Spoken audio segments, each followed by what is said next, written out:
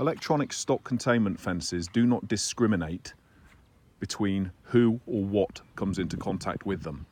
They deliver a static pulse, a deterrent static pulse of quite high strength, of quite high intensity, in order to keep animals safe and within a certain predetermined containment area, okay, within certain boundaries. They don't only affect the animal that they're designed to affect. Any animal, if I come into contact with that, if I grab hold of that, that will give me a pretty powerful whack, because it's Maine's, I believe, Maine's powered electronic containment system.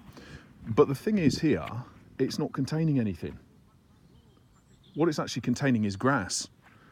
So the reason that this electronic containment system has been put up in an area to which the public have access, ponies, as you can see over there, ponies wander all over the place, as do sheep. The reason that this has been put up is to protect the grass, is to stop those animals from going on or from eating the grass. So there's no welfare issue.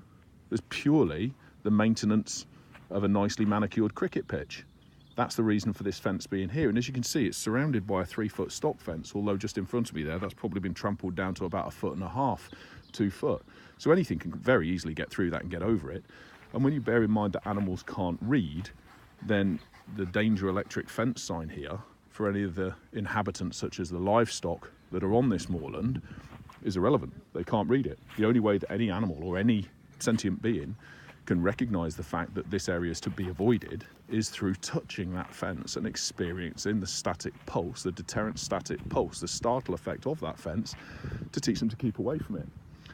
But because it's not containing any particular flock or any particular herd, every animal that comes down here and decides that the grass is greener on that side of the fence must go through that static procedure, that corrective procedure, in order for it to learn. So you're talking about potentially hundreds of animals receiving static shocks from an electric fence in order to keep this grass green. The question I would ask is that right? Is that ethical? Is that the correct use of that fence? Does that justify the use of an electric fence to keep grass green? Despite the fact that there are sentient beings that are going to come into, multiple sentient beings that are going to come into contact with that fence, there's no training put in for those animals.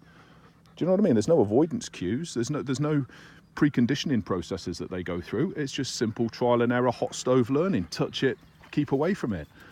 But it also relies on the fact that an animal that touches the fence on this side understands that the fence on that side carries exactly the same consequence. So there's not even any guarantee that when an animal touches it, it's going to keep away and recognise the fact that all the way around there, the consequences are the same for entering. See, I don't understand. If you're talking about electronic training aid for a pet animal, people go through an entire process to ensure that the safety of that animal is paramount. Do you know what I mean? There's a whole conditioning process that you go through. The stimulation of any sort of electronic pulse that is received is completely and utterly adjustable and controllable. It isn't with this. You touch it and you get what you get. But that's okay because it's protecting grass. Very, very, very difficult question to answer in an ethical context.